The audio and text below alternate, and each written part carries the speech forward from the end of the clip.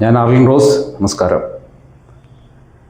മലയാള സിനിമയിലെ രണ്ട് പ്രശസ്തരായ നടന്മാരുടെ ഡയലോഗുകളാണ് ഞാൻ പ്രസൻറ്റ് ചെയ്യാൻ ഉദ്ദേശിക്കുന്നത്.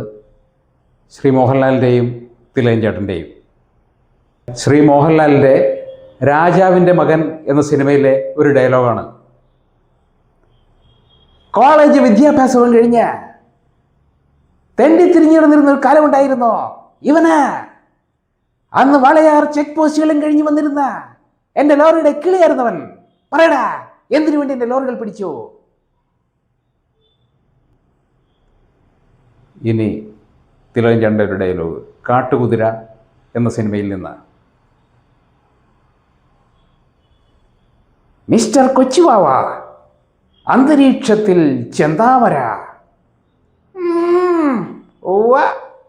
വെന്തുരുത്തിയിൽ കുന്തിരിക്കം. ഇതിനെ ഇവിടെ വെച്ചേച്ച് പോയിണ, ഇതിനെയും കൊണ്ട് പോകട്ടാ. നന്ദി.